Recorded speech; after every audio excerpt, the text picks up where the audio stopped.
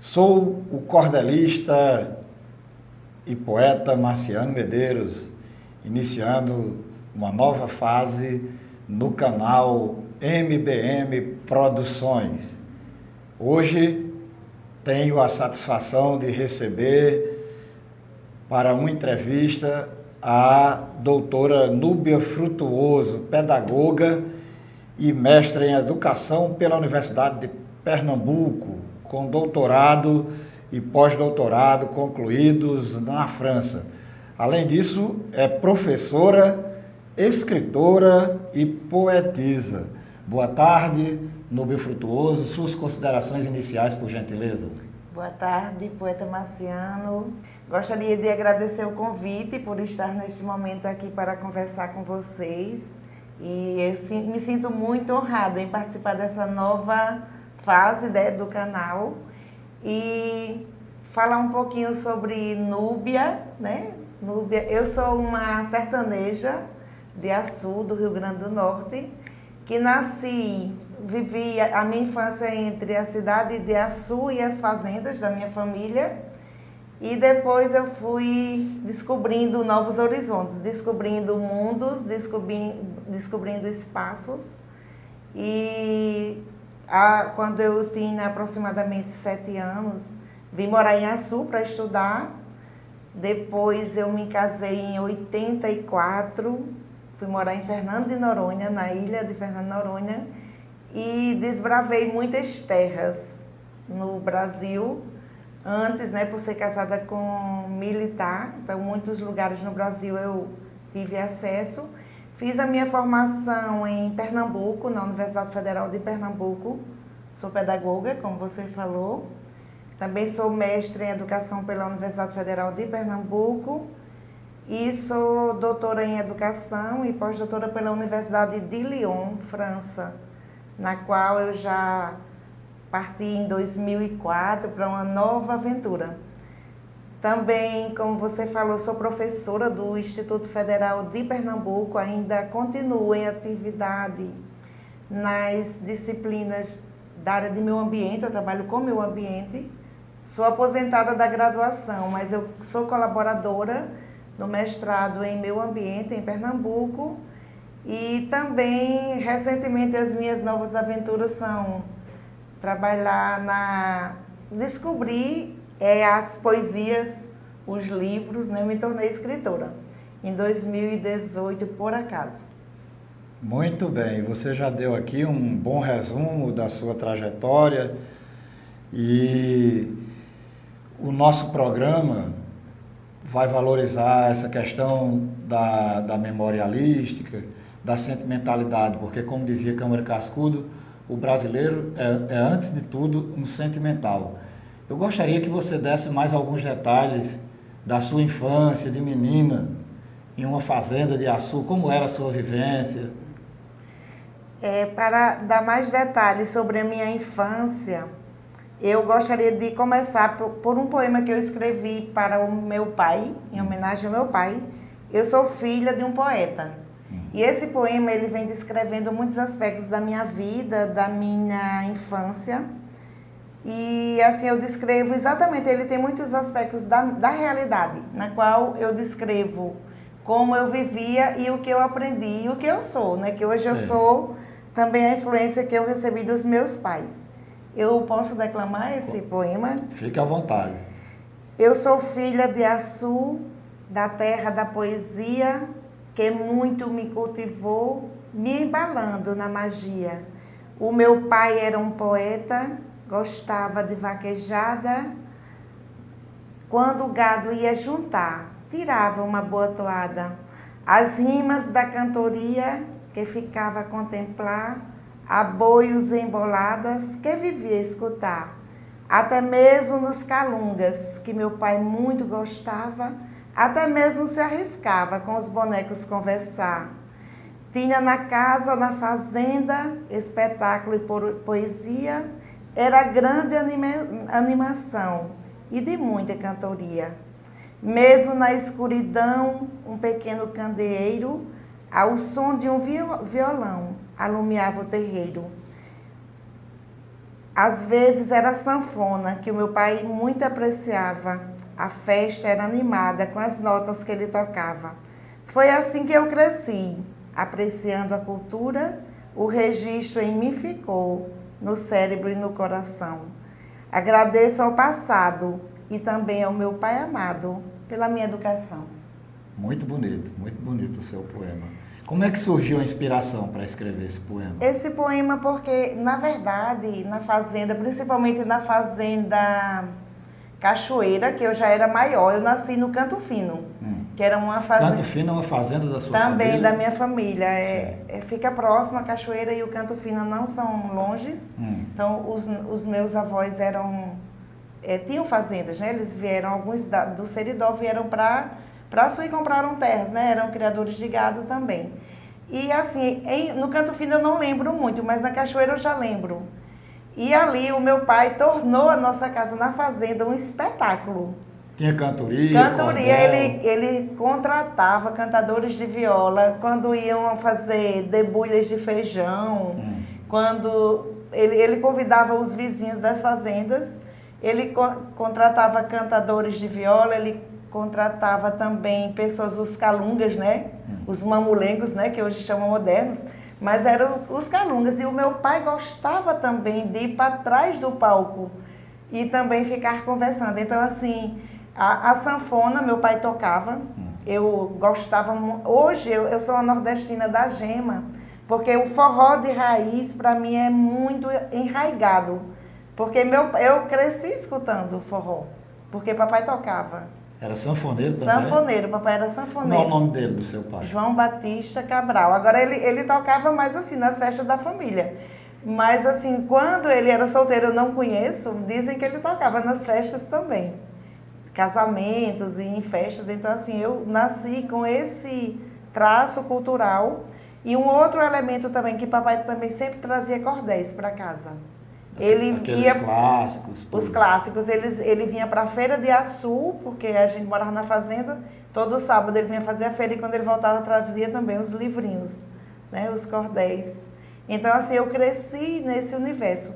E a Cachoeira, até hoje, apesar de ter andado para o mundo, para mim é o meu primeiro mundo, o meu mundo de descobrir. Na Cachoeira, eu subia em pedras, eu mergulhava no açude, então eu explorava toda aquela vegetação que tinha ali, juntava gado, andava de cavalo.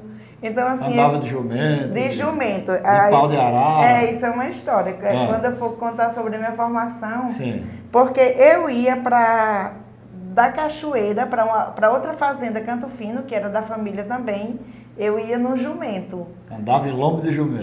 Íamos num lombo do jumento para poder me deslocar, porque papai não deixava no cavalo, porque ele tinha medo, se o cavalo visse gado, ele botava a gente no chão. Então o jumento era bem pequenininho, mas eu caí uma vez também. Então, assim, essa é a minha primeira aventura da minha infância. Então eu fui criada nessa expressividade da natureza, que eu acho que tem também muito a ver com os meus poemas, né? Eu falo muito sobre a natureza, sobre relatos da vida, porque eu fui criada assim. Então esse foi o primeiro momento da minha infância. E a sua formação cultural, sua mãe, como é o nome de sua mãe? Minha mãe Qual foi o papel que ela exerceu? Como é que foram os seus primeiros estudos? Pronto, a minha mãe também sempre nos deu muito apoio para estudar. Porque minha mãe é filha de uma professora leiga. Também na fazenda do meu avô, lá para Upanema, minha avó ensinava. Então, eles tinham uma casinha na fazenda e tinha escola, né? Na fazenda tinha escola e minha avó era professora. E minha mãe também sempre foi muito dedicada. Ela gosta, inclusive ela lê os poemas todos. Então, assim, minha mãe influenciou nesse traço e de nos colocar para estudar, né? Para fazer esforços para que nós pudéssemos galgar novos horizontes, né? Porque por mais que você tenha a inteligência, você precisa também do aspecto formativo, né? Para que você possa ir ampliando o seu olhar sobre o mundo e sobre a vida. Aí eu comecei a estudar na fazenda. Minha primeira escola foram classes multisseriadas, que todos estudavam, todas as idades na mesma sala, na fazenda. E quando eu cheguei na 4ª série, eu fui estudar em Paraú, que era mais próximo da fazenda do que Açu. E a partir da 5ª série, eu vou estudar em Açu. Então, assim, quando eu fui estudar em Açu, normalmente meus pais continuaram na fazenda e eu estudava na casa dos meus parentes, né, da minha tia, inclusive uma tia que faleceu recentemente, né, prestar homenagem a ela, que eu sempre fui bem acolhida para estudar, os meus primeiros momentos. Aí depois o meu pai se rendeu e foi para Açu. Quer dizer que antes ele não residia em Açu? Não, não residia em Açu. Essas propriedades ficam muito longe de Açu? Não ficam aproximadamente 20 quilômetros, 20, 30 quilômetros. Aí você foi estudar em Paraú e prosseguiu a sua formação? A minha formação, aí foi uma outra aventura, porque não só tem o jumento na minha formação, tem também o pau de arara. O pau de arara, eu já vinha de Paraú, da fazenda Riacho do Angico, que era outra fazenda, para estudar em Açu. Então, isso já foi na década de 80, mais ou menos. Eu fazia faculdade. Comecei a fazer faculdade na UERN, em Açu. Então, a gente fazia esse percurso toda noite, ia e voltava no pau de arara, porque as estradas não possibilitavam ônibus. Então, assim, esse é um pouquinho desse meu primeiro percurso, né, de história. E os seus irmãos? Você é uma irmã entre 4 ou 5 irmãos? Fale um pouco como era a convivência. Quantos irmãos você tem ao todo? Pronto, eu tenho 3 irmãos, homens, e uma irmã, mulher. Somos 5 vivos, né? Minha mãe teve 7 filhos, então vivos são 5. A minha convivência com meus irmãos é assim, de muita proximidade, de carinho, até hoje. Porque a minha mãe gosta que todos estejam sempre juntos, né, fazendo festa. Então, assim, eu sou a mais velha. A mais velha da família? Eu sou a mais velha da família. E, então, assim, eu tenho uma relação de muita proximidade com todos os meus irmãos e também com a minha irmã. Então, assim, a mamãe até hoje, se ela pudesse, nenhum tinha saído de casa. Estariam todos no mesmo lugar, na mesma casa. E você falando assim dessa sua fase de estudos, a sua chegada a Açu, existe uma figura de grande destaque cultural em Açu, que é o poeta Renato Caldas. Você chegou a conhecê-lo? E qual a importância que você vê do nome de Renato Caldas para a cultura de Açu hoje, postumamente falando?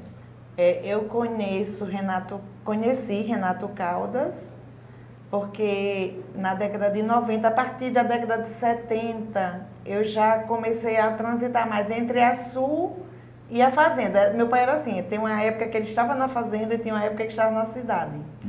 Então, assim, a partir de 70, 75, eu estava estudando já em Açu. E ali em Açu era muito normal a gente ver Renato Caldas sentado numa cadeirinha de balanço, de pijama, nas proximidades do centro de Açu. Então, Renato Caldas, ele tem um grande destaque para Açu, porque Renato, ele foi um poeta que tinha uma inteligência especial, ele tinha uma vivacidade.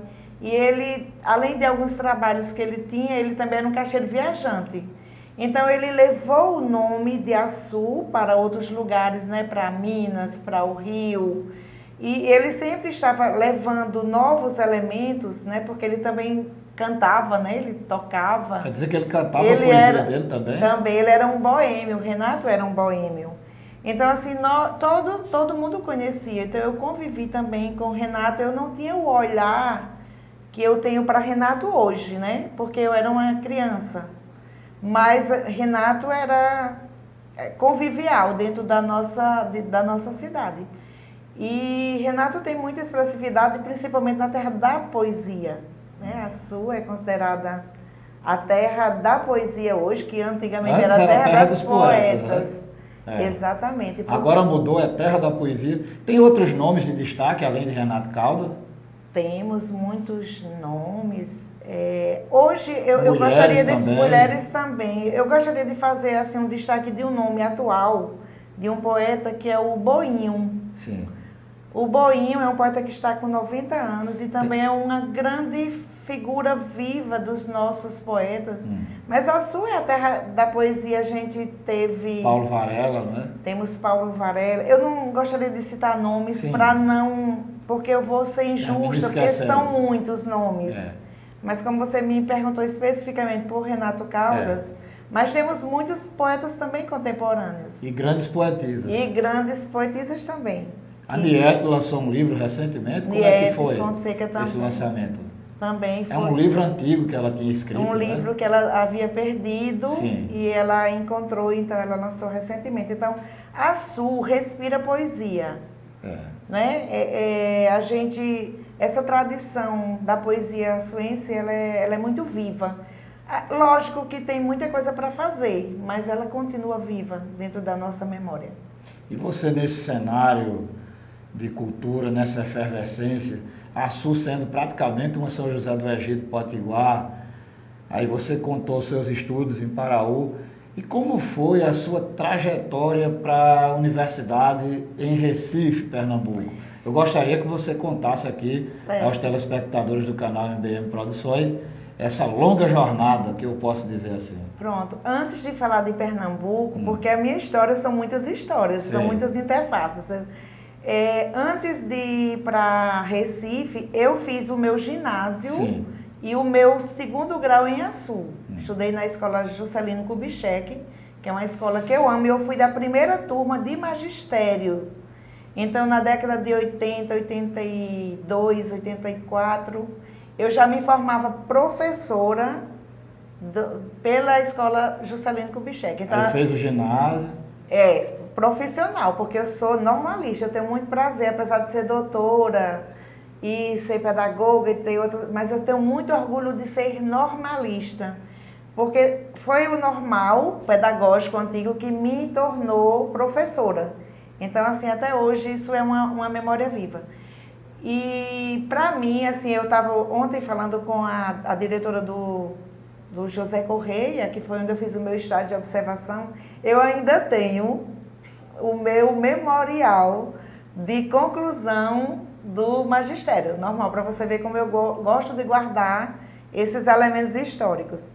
Então, depois que eu saio de Açu, eu me casei no ano de 85 e fui morar em Fernando de Noronha, outra aventura. Sim. Então, ali em Fernando de Noronha, mesmo que eu já fazia faculdade, quando eu cheguei em Fernando de Noronha, eu não pude dar prosseguimento aos meus estudos, porque lá não tinha curso superior. Então, assim, eu prestei, quando eu cheguei no território, eu prestei concurso para o Estado-Maior das Forças Armadas e passei a ser funcionária do Estado-Maior. Já vim por vários outros organismos, Ministério da Educação, Ministério da Aeronáutica. E depois foi que eu fui transferida para o Cefet e hoje é Instituto Federal, né, de Pernambuco. Então, assim, em Pernambuco, eu concluí a minha graduação como pedagoga, com muito orgulho, e em seguida já fiz o meu mestrado em educação, e em 2004, uma nova aventura. Eu concorri a um processo seletivo para fazer doutorado na França e fui aprovada com mais de 50 mil candidatos, que era para a América Latina e Caribe. Eu fui uma das selecionadas com 200 e poucas vagas e fui fazer o meu doutorado na França. Então, assim, isso já é uma outra etapa, porque esse meu doutorado, eu fui para a França com meu esposo e com 2 filhos, adolescentes. Então, lá na França, eu tive a oportunidade não só de fazer a minha formação, mas também trabalhar como pesquisadora, colaboradora. E a questão linguística? Você estudou francês? Estudei francês. Eu não fiz essa passada, né? Eu morei em Fernando de Noronha, mas depois de Noronha, eu morei no centro de lançamento de Alcântara do Maranhão, por causa da atividade do meu esposo, militar da aeronáutica. E lá a gente teve uns projetos que o centro de lançamento de foguetes, ele tinha colaborações internacionais. E como eu era funcionária também do Ministério da Aeronáutica e trabalhava também dentro de uma escola militar, Eu fiz uma formação em francês, então eu fiz Aliança Francesa em 87. Então eu já tinha formação. Para resolver a questão linguística de... Em princípio foi para trabalhar, né? Ah. Eu não tinha essa ideia, eu não sabia que eu ia para a França. E qual foi a cidade da França que você Eu foi? fiz em Lyon, na Universidade de Lyon, na cidade do cinema, né? Université Lumière. E também trabalhei com a Universidade de Lyon 1 e Lyon 2. Lyon na parte da formação de uma colaboração com o Instituto de Formação de Professores, que se chama IUFM. E a universidade que eu me formei foi a Universidade de Lyon 2. Mas também Lyon 2, dentro dessa minha possibilidade de parceria, eu participei de projetos internacionais. Eu participei do Alfa 3. Era Marcos Estruturadores para o Desenvolvimento da América Latina. Era um projeto colaborativo com várias universidades. E eu era uma das participantes. Eu representava Lyon. Eu era uma das poucas brasileiras no projeto e representando a Universidade de Lyon. Então, esse também é outro, não dá para falar muito, mas foi uma oportunidade também, que eu trabalhei 4 anos dentro desse projeto. E você foi para lá com o esposo, 2 filhos. Fale um pouco sobre o esposo, seus 2 filhos. 2 filhos. Como é o nome? Eu tenho um filho, Judson Medeiros, que também é escritor, escreve comigo, né? Depois é que a gente vai falar sobre... Meu parceiro também escreve. E Jane Kelly, que é a nossa primeira filha, Jane Kelly Medeiros Frutuoso Leroy, que hoje é casada com um francês e me deu 4 netos de presentes, 4 belos netos, que eu tenho muito carinho e também são elementos que fazem parte da minha vida, né? Meus filhos, não só o trabalhar, não só estudar, mas também a minha família, que são valores que me estruturam. Então, assim, Judson e Jane são brasileiros, mas foram cedo para a França. A Jane casou com um francês. Com um francês, e tem 4 filhos. Samuel Medeiros Leroy, Anaís, Gabriel e Paulo Medeiros Leroy. Todos guardam também a nossa família brasileira e francesa. Não é à toa que seus amigos lhe chamam de quê? Um pouco... De franco? Franco brasileira? É quase gringa, né? Mas assim, eu tenho uma franco brasileira e quase gringa, porque eu também hoje, a parte cultural, ela já está dentro da minha vida, né? Então eu não posso negar, não neguei minhas raízes, sou muito nordestina, mas não neguei minhas raízes, mas eu acolhi também a cultura francesa, porque faz parte dos meus netos, né? E como é o sistema educacional da França?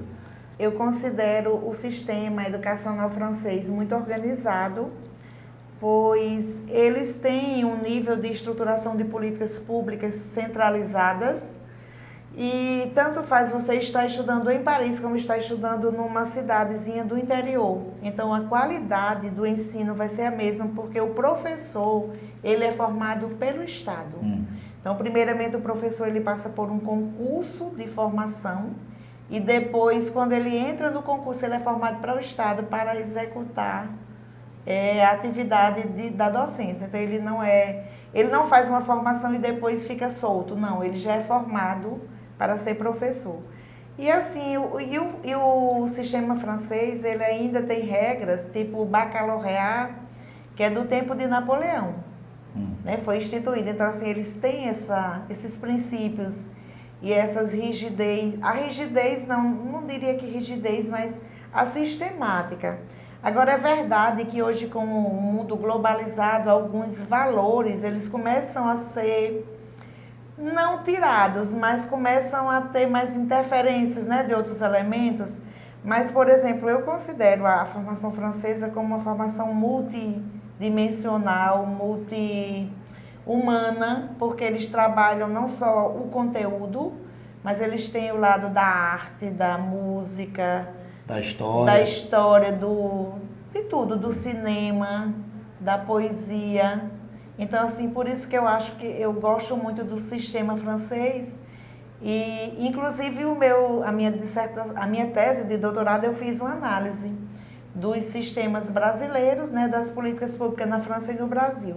Então, assim, eu considero um sistema ainda muito organizado e com valores fundamentais que servem para a formação dos jovens, né?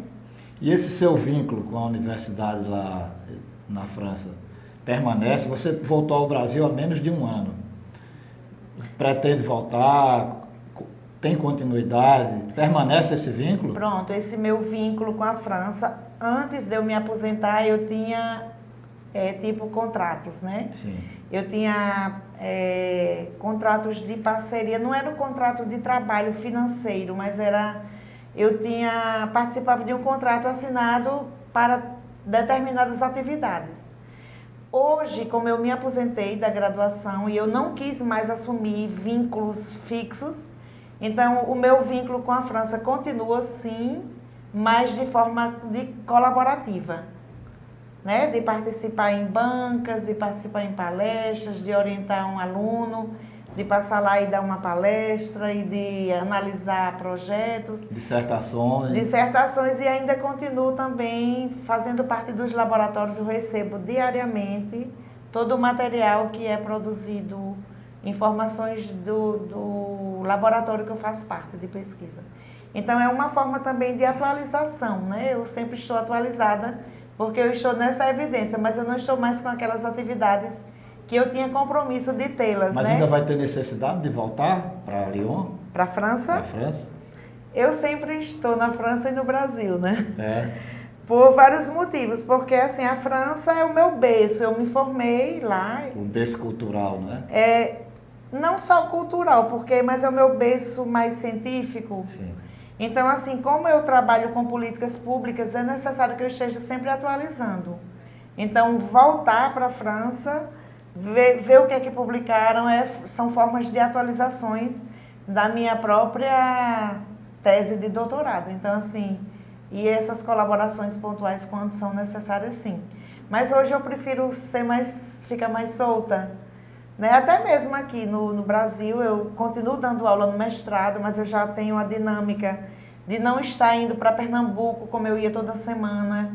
Então, agora minhas aulas são mais à distância, né? Isso é permitido dentro do mestrado. E também de fazer as defesas à distância. Então, eu tenho optado por esse regime mais flexível. Uma certa flexibilidade. Porque eu me aposentei, né? Eu sempre disse, eu não quero deixar de trabalhar, mas eu não quero trabalhar do mesmo jeito, né? Eu posso continuar colaborando, até porque, pela minha formação e pelo que eu recebi, eu sempre estudei em escolas públicas, eu nunca paguei nem um centavo pela minha formação. Sou oriunda de universidade pública, fiz doutorado em universidade pública, então assim, eu tenho um dever de contribuir com essa formação para a sociedade, mas eu posso agora dizer, não, eu não quero fazer isso tudo, eu quero fazer um pouco, né? Até porque eu tenho outros projetos.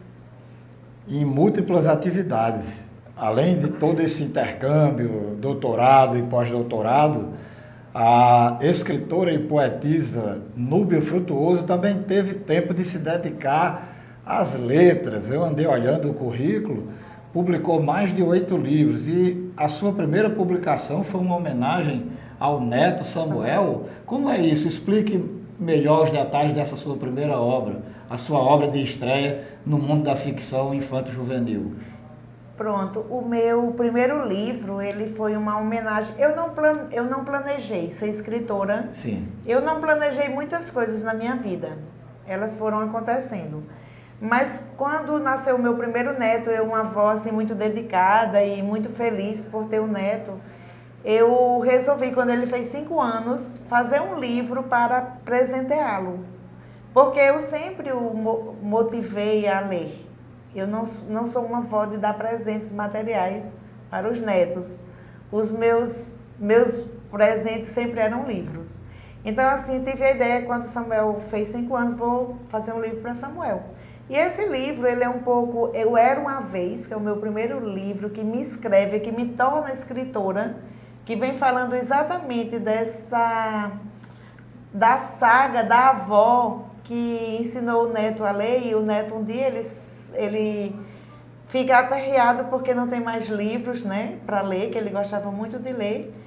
E a avó, vendo a angústia do neto, diz: não se preocupe, eu vou escrever para você. E é assim que eu me inscrevo. Qual é o título da obra? Era uma vez. Era uma vez? Era uma vez. Então, Sim. assim, eu digo para Samuel: você não vai mais ficar sem os seus livros. A partir de hoje, você vai contar suas próprias histórias. E assim eu fiz. Então, assim, eu fiz, e Samuel, ele se reconhece nesse livro, apesar do personagem no livro ser Eloí. Mas ele me diz: vovó, quando ele cresceu, esse livro está errado, porque não é Eloí, é Samuel. Então, assim, ele se reconhece porque eu trouxe elementos de Samuel, da vivência dele, dos livros, da casa, da biblioteca, que ele foi incentivado a ler. E ele se reconhecia enquanto aquele personagem do livro. Ele se reconhecia, não, ele se reconhece. Hoje Samuel tem 8 aninhos, então foi em 2018. Quando eu lancei o primeiro livro, aí os meus amigos, principalmente um amigo que eu gostaria de deixar aqui o registro, Marcos Valença, que é um doutor em educação também, trabalha comigo, e ele disse: professora, você vai ter que continuar escrevendo. Então, assim, eu chamo ele o meu padrinho, né, dentro da literatura, porque ele disse: você não vai parar. O seu livro está fantástico, me ajudou no processo de lançamento, então assim, eu tive muito apoio. Aí eu lancei o segundo livro, que é No Mundo de Mistérios e Encantos. É ficção também? Também, só que todos os meus livros, eles têm um pouco de ficção e um pouco de realidade. Porque, na verdade, nesse mundo de Mistérios e Encantos, eu venho trabalhando temas da área de meio ambiente. Como eu te disse, eu trabalho no mestrado em meio ambiente. Então, assim, nesse livro eu quis abordar aspectos da economia, né, da formação econômica das crianças, e eu também quis trabalhar aspectos do meio ambiente, da preservação ambiental. Aí no mundo de Mistérios e Encanto, a história é um pouquinho assim, eu vou fazer um resumo rápido. Claro. A criança, ela sai viajando com os pais, né, para Friburgo, que eu também tento fazer uma interface nos meus livros sobre os clássicos, né, onde aconteceu a história de João e Maria. Então, eles saem da França para a Alemanha, em Friburgo, e eles, quando chegam em Friburgo, eles se encantam com tanta coisa para consumir, né, com um parque de diversão e muitas outras coisas. Mas as crianças, quando elas chegam lá, elas viram que para usufruir de tudo aquilo, eles tinham que pagar. E eles tinham um cofrinho de dinheiro que eles estavam guardando para um projeto, que era comprar uma bicicleta. Então, eles botavam as moedinhas que os avós davam naquele cofrinho. Aí, quando eles chegam, que sabem que tem que, para usar o parque, tem que pagar, eles recusam. Eles ficam pensando, se indagam se vão consumir o dinheiro, que era de outro projeto, ou não. Aí, no final, eles resolvem não gastar o dinheiro, voltam para a França, e no retorno da França eles encontram uma floresta encantada. E nessa floresta eles passam a usufruir de muitas coisas, né? Tipo, eu faço várias analogias do parque de diversão com as montanhas, com as cachoeiras, com as aves brincando. Então eu vou fazendo toda a analogia do parque dentro dessa floresta. E no final, eles colhem frutos silvestres e eles lançam um apelo para que todas as florestas sejam preservadas. Então, assim, esse livro ele se configura como um livro também da área de meio ambiente, mas pelo meu lado de pedagoga, eu venho trazendo conteúdos pedagógicos que eu acho que são relevantes, né, para a importância da formação das crianças. Não é com isso que eu diga que nós temos que ler só livros pedagógicos, não, porque eu trago a ficção, né? Eu venho transformando a ficção. Mas eu acho que alguns elementos, eles são possíveis de serem inseridos dentro dos livros didáticos, e eu acho que esse é um grande diferencial, porque pela minha formação, eu sei exatamente o que é que eu vou trazer e onde eu vou deixar que esse imaginário cultural da criança seja valorizado, né? Então, assim, nós não podemos também ter livros só pedagógicos, que amarra a criança, amarra o seu pensamento. Mas eu deixo fluir a sua visão de conceber o mundo, de sentir o mundo, mas também trazendo algumas formações. Aí eu não sei se, porque são vários livros. E nesse meio surge um parceiro que é seu filho, o Júdice Medeiros. Como foi essa parceria literária? A mãe e o filho. O Judson surge no terceiro livro. Sim. Judson Medeiros, ele é formado em Relações Internacionais e também muito curioso, né? Gosta muito de ler, ele é um parceiro em tudo, na biblioteca, né? Porque os meus livros são disputados com o dele na biblioteca. A gente daqui a pouco tem que ampliar, nem sei aonde. Mas Judson também gosta muito de livros, então assim, o terceiro livro, ele é Na Trilha das Sementes Glaciais. Que esse livro a gente já traz um pouco do conteúdo que Judson trabalha de relações internacionais. Porque dentro dessa mesma linha do meio ambiente, a gente sabe que hoje nós temos um problema da fome, né, da escassez, a prevenção de catástrofes, né, naturais. E nós descobrimos, né, Judson trouxe essa ideia do conteúdo do Svalbard no Ártico, que lá nós temos um banco de sementes que preserva a nossa alimentação. Inclusive o Brasil tem mais de 300 espécies catalogadas lá. Então a gente pensou, por que não trabalhar dentro dessa aventura esse novo livro? Porque a gente vai mostrar para as pessoas que existe uma certa segurança, né, alimentar. Se nós tivermos uma catástrofe, nós temos uma reserva. Então, esse livro também é uma aventura. As crianças saem em busca de conhecer, de buscarem sementes, né, em Svalbard, no Ártico, para plantarem no jardim das suas casas. Aí eu também entro o meu lado, né, como a gente tem esse diálogo, como eu sou da área do meio ambiente, da horta, a importância da horta. Hoje nós convivemos com problemas de alimentações cheias de agrotóxicos. Então, assim, eu quis também trazer neste livro o aspecto de uma alimentação saudável.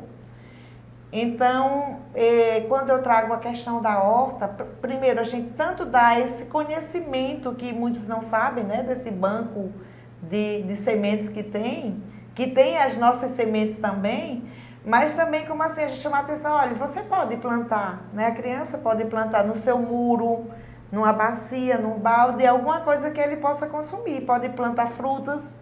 Então, assim, a lógica do livro é essa. Aí eu venho trabalhando nesse livro, como temas pedagógicos, a questão dos agrotóxicos, da horta caseira, e esse conhecimento da preservação da segurança alimentar que nós temos.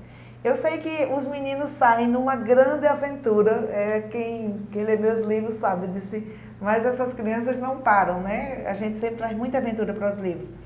Eles vão para o Svalbard, aí primeiro eles pegam um barco, o barco congela, aí depois eles avistam algumas renas. Tem toda uma trama. Tem toda uma trama e tem as renas. Eu sei que eles chegam no Svalbard no dorso de um urso polar, porque não tinha outro mecanismo para chegarem lá. Só que quando eles chegam lá, eles ficam desapontados, porque descobrem que as sementes são preservadas e eles não podem trazer. Então, assim, no retorno, quando eles voltam para casa, eles tomam a decisão de elaborarem um projeto de todas as sementes, todos os frutos que eles comem, eles plantam. Eles plantam e nascem sementes bonitas. No livro eu venho trazendo, até porque para a criança, os nossos livros são uma faixa de até 12 anos, 11 anos. Eu não posso trazer esse nome tão pesado, agrotóxico, mas eu digo que os frutos são saudáveis, né? Eles são sorridentes, eles são saudáveis, para dar essa conotação do alimento saudável. Aí as crianças, no final do ano, eles fazem, na primavera, eles fazem a colheita, né, do que eles plantaram e fazem uma grande festa, trazem crianças do mundo todo para virem degustar os frutos do jardim da casa deles, e todas as crianças passam a plantar no mundo todo, criar suas hortas. E qual foi desses trabalhos que passou por um processo de animação, de desenho animado? Isso é um segredo, né? É. Na verdade, Vamos antecipar só um pouquinho. O livro que está sendo animado agora é o nosso livro No Mundo Inteligente das Máquinas e dos Livros. E nesse livro eu venho trazendo também uma dimensão da questão das tecnologias, né? Esse confronto que nós temos hoje entre a tecnologia e o livro. Porque assim, sempre, quando eu estudava ainda pedagogia, eu dizia, os livros vão acabar, né? Não vai ter mais leitura. Então, assim, quando eu comecei a escrever, eu me preocupei com essa dimensão de fazer uma reflexão sobre o lugar do livro também. Não é que a tecnologia ela não tem o seu lugar e que ela não seja importante, mas eu quis trazer esse elemento da reflexão do espaço do livro ainda na sociedade, porque nós sabemos que quando você lê só através de coisas muito programadas, a nossa mente é formatada para isso. Então, assim, a tecnologia é mais fácil. Aí o pai, não, mas eu tenho só o livro, já está pronto, né? Todo digital. Mas, assim, que conteúdo? Então, assim, o livro que eu venho trazendo essa reflexão do espaço dos dois, não dizendo que a tecnologia é ruim e dizendo que o livro vai tomar o seu lugar, mas mostrando a importância de que o livro tenha o seu lugar na sociedade. Aí esse livro também é uma grande ficção, porque esse é uma... Está passando por um processo de animação. Também de animação. Nesse livro... De desenho animado. Desenho animado. Então esse livro ele tem um gênio que ele se questiona por que um menino, né, que é Eloy, que é o do meu primeiro livro, gosta de ler livros. Ele vem se questionar como é que numa sociedade tecnológica uma criança vai gostar de livros, né? Ele chama até empilhados de papel. E quando ele vem retratando isso, aí o gênio, que era um gênio escritor, né, um gênio cientista, não é o gênio de Aladim, ele cria uma máquina, um computador inteligente. E dentro deste livro, a gente vem trabalhando, então ele vai para o mundo de Eloy para saber como é que uma criança, ainda hoje, com tanta animação, com tanta tecnologia, ele gosta de estar passando folhas de papel.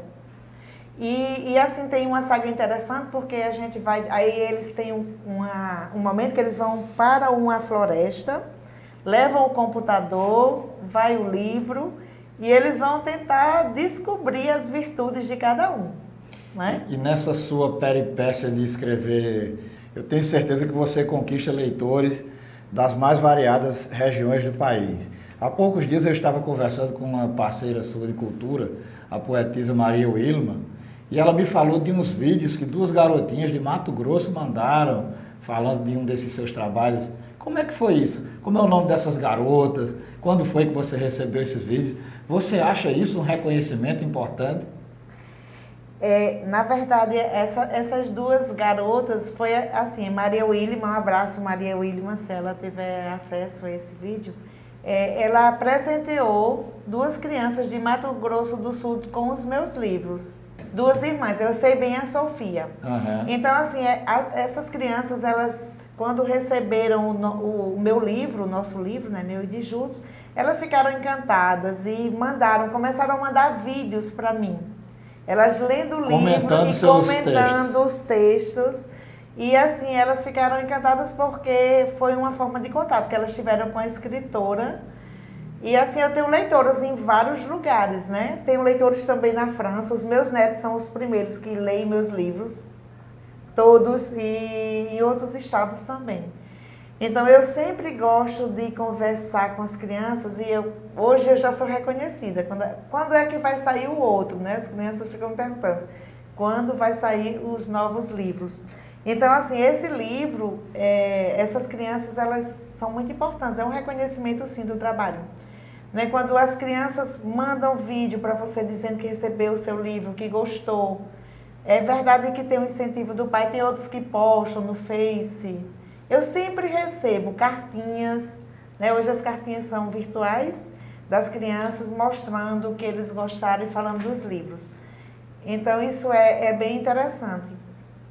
E tem um outro livro que é o Curto Tempo da Estação. Sim. Esse outro Curto Tempo da Estação. É ficção também? Ficção também. também sobre o meio ambiente. Os nossos livros, eles todos têm uma dimensão, tem ambiental, tem dimensões do currículo e tem dimensões interdisciplinares. Como o Judson é da área de Relações Internacionais e eu sou da área de Educação, então a gente fica trazendo conteúdos, todas as histórias, elas são planejadas, né? Que conteúdo é que a gente quer trabalhar? O curto tempo da estação, a gente trabalha até mesmo coisas da matemática. Porque ele tem o lado que as crianças vão para a floresta à noite com os pais e lá tem uma tempestade. Sim. Eles entram numa caverna de pescadores e Loí é muito ligado às tecnologias. Ele fica com o seu tablet na caverna, na tenda dos pescadores, dos caçadores. Então, o Loí fica lá e tentando, aperreado porque a chuva não passa. Aí tem a história do esquilo que entra reclamando porque mexeram no seu espaço geográfico, que tem muito lixo. E o esquilo pede, faz quase uma convocação, né, para Loí organizar o seu espaço. Aí, no momento que Loí está organizando o espaço, que é a cabana do caçador e do esquilo que estava suja, Loí vai usando brincadeiras de infância. Aí isso entra junto, porque são muito brincadeiras dele, né? Brincar com tampinhas e garrafa. Então ele vai arrastando as tampinhas e fazendo brincadeiras. Até mesmo a corda que eles pegam dentro, fazem uma tirolesa. Sim. E ficam brincando. Então assim, eles têm muitas atrações assim em termos de aventura. E também muitos conteúdos. Muito bem. Estamos conversando com a escritora e poetisa Núbia Frutuoso. Se vocês pensam que isso é tudo, ela é a versatilidade em pessoa, porque também tem a poetisa. Eu gostaria que você fizesse um comentário aqui sobre aquele lançamento memorável que houve no Teatro Pedro Amorim, em Açu, do seu livro de poesias livres, intitulado Perfil Espelhado. Qual foi a sua maior fonte de inspiração para escrever essa obra?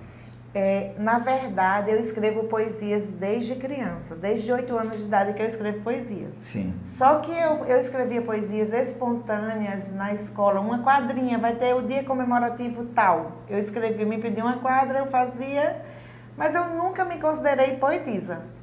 Então, assim, aí com esses meus muitas interfaces, né, que eu comecei a estudar e me direcionar muito para a área científica e acadêmica, então o tempo de escrever ficou pouco, mas quando eu tinha aproximadamente 15 anos, eu já tinha um caderninho de poesia e eu perdi. Escrevia minhas poesias, nem sei nem como eu escrevia, mas eu tinha esse caderno e minha avó gostava muito das minhas poesias. Sim. Minha avó, a professora primária, né, lá, a mãe da minha mãe. Então, assim, eu deixei para lá esse lado poético. Quando foi em 2018 eu começo a escrever para crianças. E no Açu, eu esqueci de falar do meu principal livro, eu vou voltar um pouco. Açu em Dia de Festa. Sim. Que é uma homenagem que eu faço à nossa cidade, à Terra da Poesia, que é um livro que eu venho resgatando muitos aspectos da história. Foi antes do Perfil Espelhado. Antes do Perfil. Sim. Foi realmente a homenagem que eu quis prestar para a nossa cidade. E nesse livro eu escrevo algumas quadras, né, falando do São João, trazendo o traço cultural. E nesse livro, só para não se perder da sua questão, nesse livro eu já trago algumas quadras, porque em Açu... Metrificadas? Mais ou menos, mais rimadas. Eu não diria metrificadas, porque eu tenho que avaliar, né? Claro. Com o conhecimento.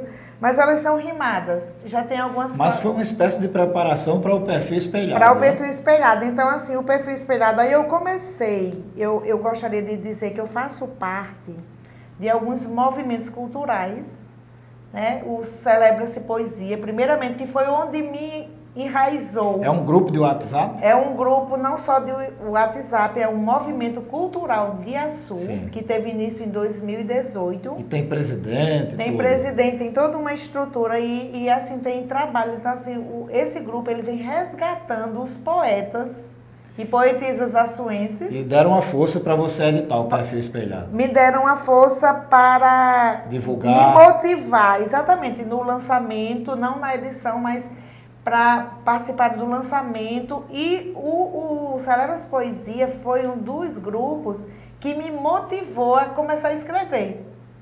Escrever com mais frequência. Dizer assim, eu vou tirar da manga, né, essa... E aí, você começou a fazer os textos na França ainda? Na França, eu comecei a publicar... Publicando em rede social? Nas redes sociais, no meu Facebook, no meu Instagram. Aí quando eu já tinha uma quantidade de poemas considerável, aí eu disse, eu não vou correr o risco de perder novamente.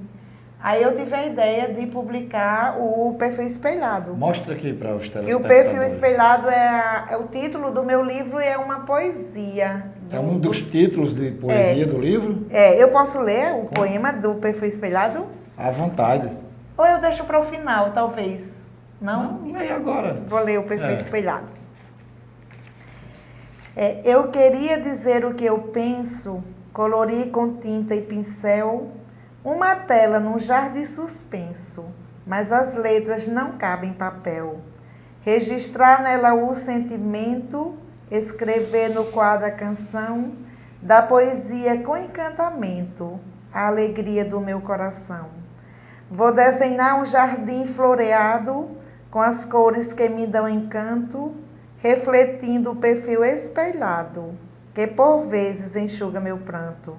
Deixar lá o que foi registrado, adornado com amor e esperança, com o selo do que foi ilustrado nas paredes da bela lembrança. Essa é a poesia que deu origem ao meu livro Perfis. Deu origem ao título. Ao título do livro. E como foi o lançamento? Você reuniu várias pessoas no Teatro Pedro Amorim, lá em Açu?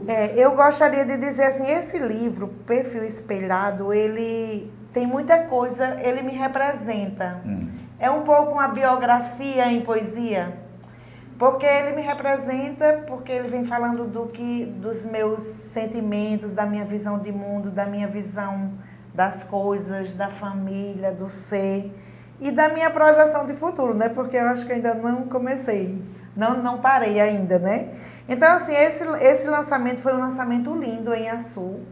Eu fui acolhida, desde que eu voltei da França, em 2019, eu lancei o meu primeiro livro, Era Uma Vez, e o Mundo de Mistérios e Encantos em Açu, e eu fui acolhida pela minha cidade, que eu amo muito e que tenho muito orgulho de ser açuense, no Cine Teatro Pedro Amorim. Então foi uma festa, né? No princípio eu tive a ajuda de uma amiga, Gil Vieira, e outros Edna Medeiros e outras amigas. Mas esse daqui... A Fernanda Leitão participou. Não, Fernanda, né? já no segundo. Sim, na primeira, segundo? Nesse daqui, Fernanda e outros colegas. Mas esse projeto, esse livro foi lançado, o Perfil Espelhado, né? Ele foi lançado juntamente em um grande sarau do Celebras Poesia. Porque o meu sonho era lançar o Perfil... George Henrique estava presente. George, você também esteve presente, poeta. Isso. Eu agradeço. O meu sonho era ter lançado esse livro no meio da praça. Porque eu acho que a poesia ela deve ser espalhada, disseminada. E como a Açu é a terra da poesia, eu queria espalhar a poesia no meio da rua. Mas eu fui aconselhada, que foi muito bom, por causa se tivesse chuva, né?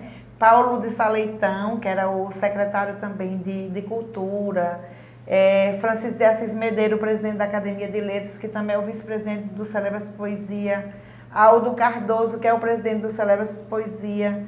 Eu não gosto muito quando vai para os nomes, porque eu fico muito preocupada de não falar os nomes, mas falando da estrutura do Celebras Poesia, o Celebras Poesia vestiu a camisa com os nossos colegas, que você também faz parte, né, do Celebras Poesia, vestiram a camisa e fizeram uma grande festa comigo. Então, assim, o prefeito esteve presente, também a sua esposa, e muitos professores, todos de Açu, da cultura, né? Que declamaram, Secretaria de cantaram. Educação e Cultura. Então, assim, foi um grande festival cultural, com música, com poesia e com a participação de todos, da minha família também, né? E dos amigos. Então, assim, eu me sinto bem representada neste livro, porque foi, assim, uma síntese e ele anuncia uma nova fase da minha história, que é agora de me reconhecer poetisa. Porque eu nunca me reconhecia, eu escrevia, mas não me reconhecia poetisa.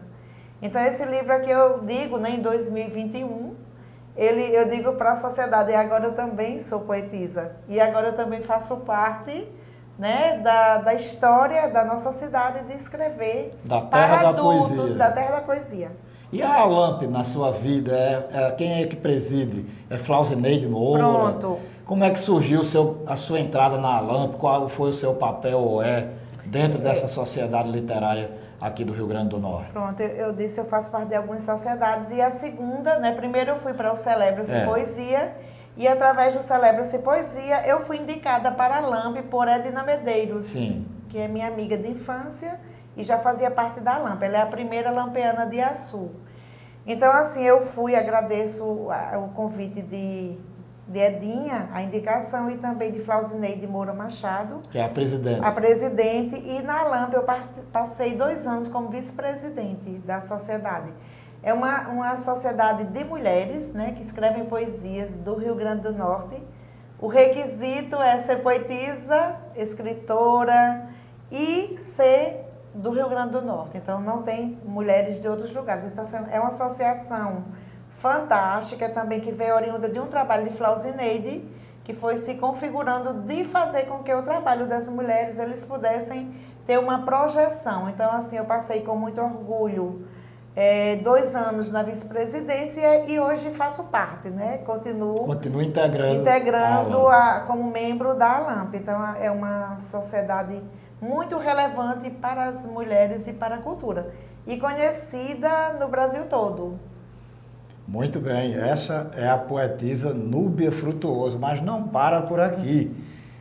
Eu fiquei sabendo, conversando com familiares e amigos seus, que você é uma entusiasta das coisas do sertão, da paisagem, da chuva, do inverno, do chão rachado, da seca.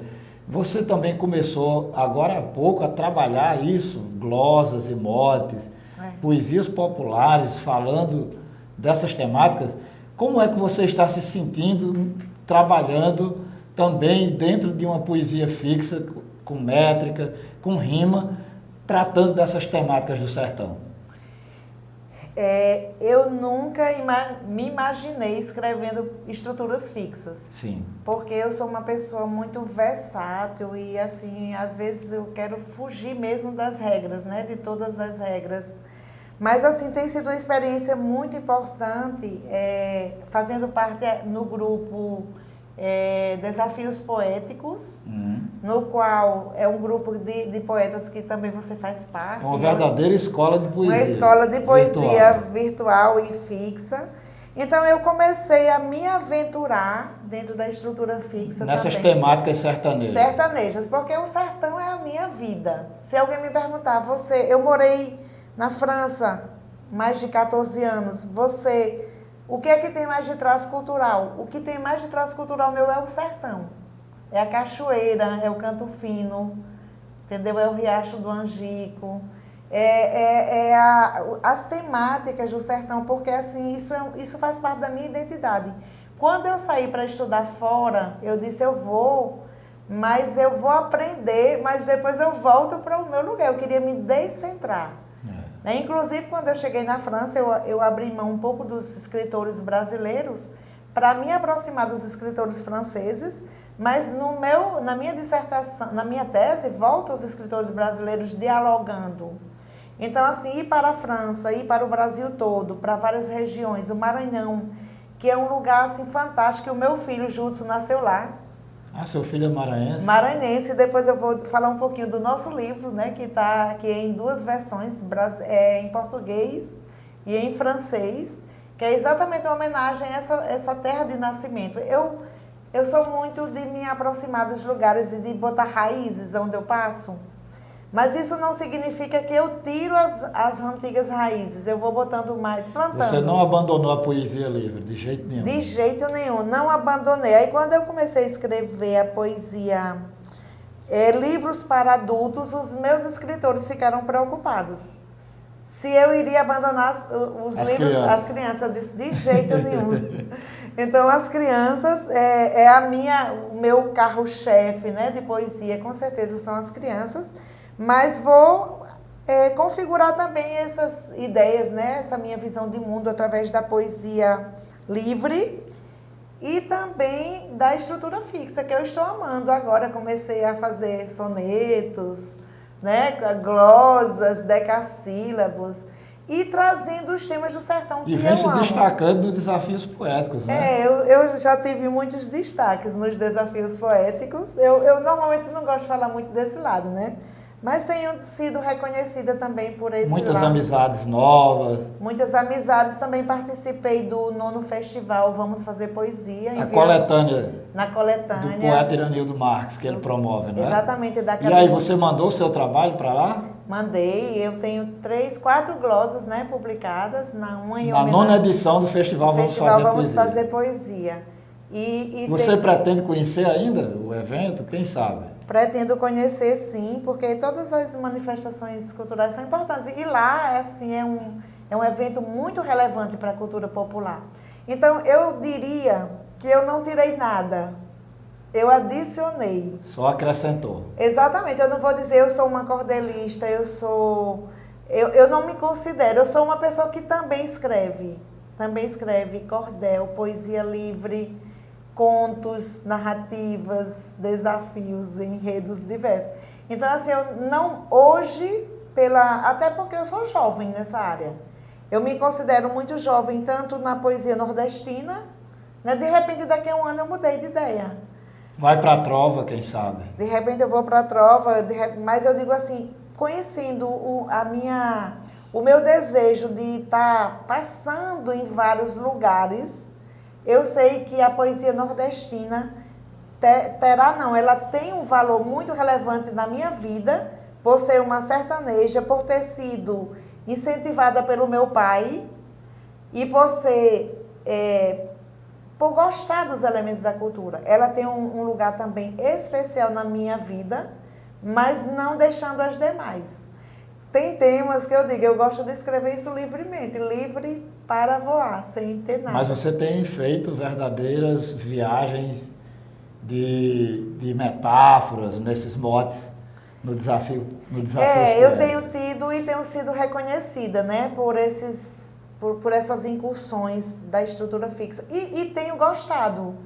Hoje eu digo que eu gosto, mas antes eu não me viria fazendo, mas hoje eu já gosto de escrever a poesia e escrevo com muito mais facilidade, e principalmente quando a gente vai declamar, né? A sonoridade, a beleza estética é diferente. O sentimento poético, o lirismo, não é? Também.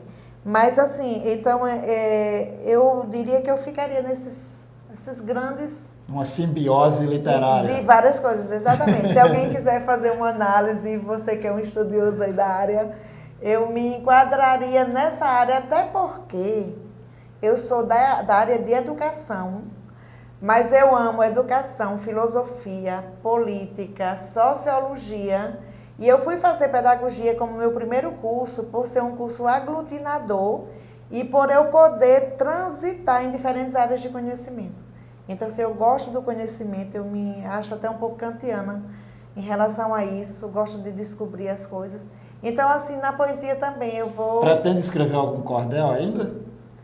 Pretendo. Eu já ensaiei fazer, eu fiz um para minha mãe, preciso ajustar, né? Agora, depois que eu evoluí um pouco, o meu primeiro cordel eu fiz para minha mãe, os 70 anos dela, mas... Em homenagem eu fiz um para minha mãe e uma para o meu professor, mas eu creio que deve ter muita desmétrica e muita, não sei, rimas inadequadas, eu não sei, agora eu vou avaliá-los. Sua nova visão, não é? Com a minha nova visão de tudo isso. Então, assim, isso se anuncia, né, o perfil, essa nova etapa, e dizendo que esse nosso livro, o 7º e o 8º livro, que já estão prontos, eles só não estão impressos. Com o Júdice Medeiros. Com o Júdice Medeiros, que é uma versão em órbita no céu do Maranhão. Esse livro, ele é para crianças, mas ele tem 54 páginas. É uma aventura E ele vem também valorizando aspectos da cultura maranhense, por ser o espaço que nós também moramos 10 anos, e o berço do nosso filho, né, Judson Medeiros. Judson quis fazer também essa homenagem para ele, mas a gente também traz alguns elementos do Centro de Lançamento de Alcântara, a relevância que o Centro de Lançamento de Alcântara tem para o Maranhão. Então, assim, o livro ele é muito bonito, ele tem muita ilustração e tem muito conteúdo, né? Ele traz até alguns questionamentos, né? Por que o Centro de Lançamento hoje está parado? Assim, de uma forma bem... Tem uma certa crítica social também. Uma crítica social também. Aí, assim, eu não vou dizer agora porque ele vai sair, né? Então, assim, esse livro já está sendo finalizado para ser impresso e iremos lançar em breve, quando o Judson chegar, e na versão francesa e portuguesa. Por quê? Francesa também. Primeiro, francês, porque tem sido uma reivindicação dos franceses, principalmente os que não falam português, pelos nossos livros. E também porque o Maranhão foi colonizado pelos franceses. Então, a gente traz elementos de identidades e marcadores também. Então, Em Órbita no Céu do Maranhão, Ana Orbita o Céu do Maranhão, são os nossos 2 livros que serão... Estão no prelo. Estão no prelo. Em breve estarão disponíveis à sociedade. E você, com essa sua militância toda? Eu me lembro que uma vez eu fui a Açu e acordei de manhã com um carro de som. Isso foi no outro milênio. Eu fui recebido por Fernando de Sá Leitão. E as pessoas declamando poesia em carro de som. E aí eu disse, Fernando, o que é isso? Ele disse, você está na terra da poesia, que é como se fosse a São José do Egito, Potiguar, a cidade de Açu. Você acha que hoje essa poesia está adormecida, a internet fez ela ressuscitar? Podemos reviver momentos como esse? Tem algum projeto para reviver isso? De Açu, a terra dos poetas e das poetisas? Eu acho assim, quando Açu, né, a primeira revitalização de Açu enquanto terra da poesia, que antes era terra dos poetas, foi referendada o ano passado, né, com a lei do deputado George. Então, assim, no momento que ele encampa esse projeto, é o projeto dele de tornar a terra da poesia. Então, quando ela se referenda através sem gênero, de uma... né? A terra da poesia. Exatamente.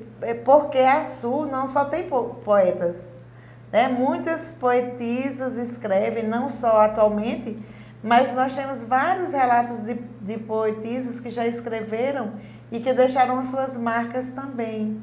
Lá no Vale do Açu. No Vale do Açu. Então, assim, quando a gente fala Açu enquanto terra da poesia, ela vem botando novamente uma marca daquele momento da alcunha que ela tinha quando ela foi considerada, porque o primeiro título que ela recebe de Terra dos Poetas é porque dentro de uma coletânea que foi feita, acho que eram 108 poetas do Rio Grande do Norte, dos quais eram 28 de Açu e 12 faziam parte da Academia Norte-Rio-Grandense de Letras.